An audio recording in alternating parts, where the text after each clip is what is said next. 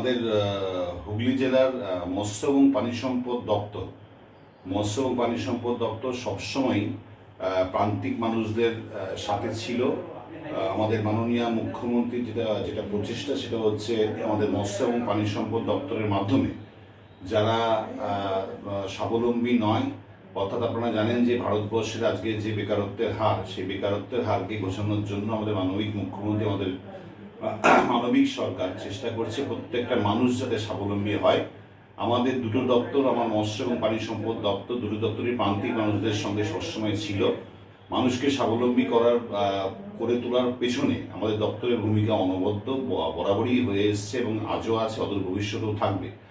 আমাদের প্রচুর প্রান্তিক মানুষকে আমরা সরাসরি ট্রেনিংয়ের মাধ্যমে মুরগি পালন থেকে আরম্ভ করে, ছাগল পালন থেকে আরম্ভ করে, আমাদের গরু পালন থেকে আরম্ভ করে, শূকর পালন থেকে আরম্ভ করে, প্রত্যেক মানুষকে আমরা আমাদের যে প্রাণী সম্পদ বিভাগ দ্বারা মানুষকে আমরা সচেতন করছি, মানুষকে স্বাবলম্বী করে তুলছি। মানুষ নিজের পায়ে দাঁড়াচ্ছে। আজকে তারা আস্তে আস্তে করে আমাদের এমনও হুগলি জেলায় এমন কিছু চাষি আছে, শূকর চাষি আছে, আমাদের ছাগল চাষি আছে, যারা আজকে বড় এন্টারপ্রেনার অর্থাৎ বড় ব্যবসায়ী হিসাবে নিজেদেরকে প্রতিষ্ঠিত করতে পেরেছে। আমাদের উদ্দেশ্য, সরকারের উদ্দেশ্য এবং আমাদের হুগলি জেলা মৎস্য এবং প্রাণী সম্পদ দপ্তরের উদ্দেশ্য একটাই, প্রত্যেক মানুষ নিজের পায়ে স্বাবলম্বী হোক এবং অদূর ভবিষ্যতে এদের থেকেই উদ্যোগপতি আমাদের হোক। সেটা হচ্ছে আমাদের প্রাণী সম্পদ দপ্তরের মূল প্রচেষ্টা।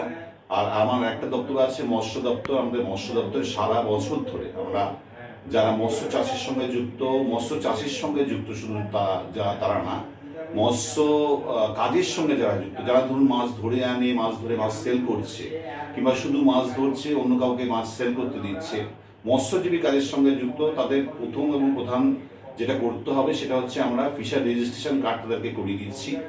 ইতিমধ্যে আমাদের হুগলি জেলায় 5 জন যাদের ফিশার রেজিস্ট্রেশন কার্ড ছিল, তারা 60 বছরের মধ্যে মারা গেছে। এমন 5 জনকে আমরা 2 লক্ষ টাকা করে তাদের পরিবারের বর্গের হাতে তুলে দিতে পেরেছি।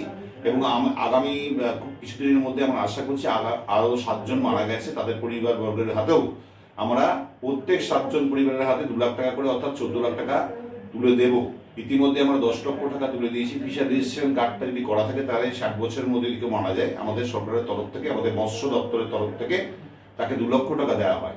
আমাদের মৎস্য দপ্তরের কাজ এখানেই শুধু শেষ না। আমাদের মৎস্য দপ্তর সারা বছর ধরে 2024-25-25 আমাদের অনেকগুলো প্রজেক্ট, আমাদের প্রকল্প সরকার দিয়েছে। যেমন হচ্ছে জল বড় প্রকল্প, শিঙ্গি মাছের প্রকল্প, এটা হচ্ছে ট্রাইবেলদের, মাগুর মাছের প্রকল্প ট্রাইবেলদের, স্মল ওয়াটার বডিজ আছে যেখানে একক ব্যক্তি এক ব্যক্তি যারা মৎস্য চাষের সঙ্গে যুক্ত 1,500 পিস করে মাছ পাবে।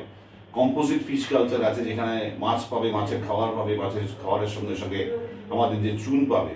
আমাদের জল ভরো আছে, এটা হচ্ছে আমাদের মাননীয় মুখ্যমন্ত্রীর স্বপ্নের প্রজেক্ট, যেটা হচ্ছে এনআরজি, অর্থাৎ মনরেগা যে পুকুরগুলো কাটা আছে সেই পুকুরগুলো কেটে আমরা সেখানে মাছ ছাড়ি, মাছ চাষ করি। আমাদের সারা বছর ধরে একদম প্রত্যেকটা প্রান্তিক যে আমাদের মৎস্য চাষি আছে, তাদের সঙ্গে আমাদের দপ্তর প্রথম দিন থেকে শেষ দিন অবধি তাদের আছে। কেননা 60 বছর পেরিয়ে গেলেও তাদের যে বার্ধক্য ভাতার জন্য আলাদা কোনো আবেদন করতে হবে না। আমরা 60 বছরের 61 বয়স পার করলেই তাকে বার্ধক্য ভাতা অটোমেটিক আমাদের মৎস্য দপ্তর রেজিস্ট্রেশন কার্ড করলেই সে পাবে।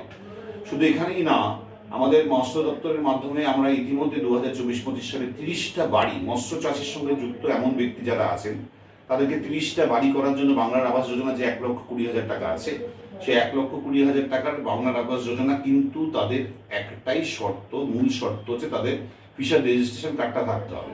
এমন 30 জনকে আমরা 2024-25 সালে যে অর্থবর্ষ, সেই অর্থবর্ষে চিহ্নিতকরণ করেছি এবং আগামী কিছুদিনের মধ্যে 30 জন 1,20,000 টাকা করে তাদের বাড়ি নির্মাণ করবার জন্য, স্বপ্নের বাড়ি নির্মাণ করবার জন্য টাকা পাবে।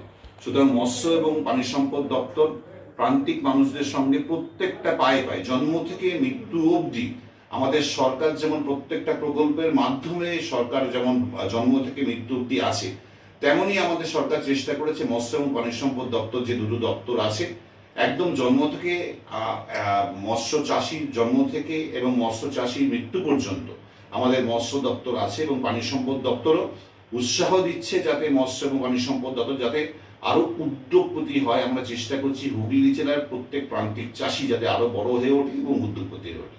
এটাই আমাদের মূল লক্ষ্য।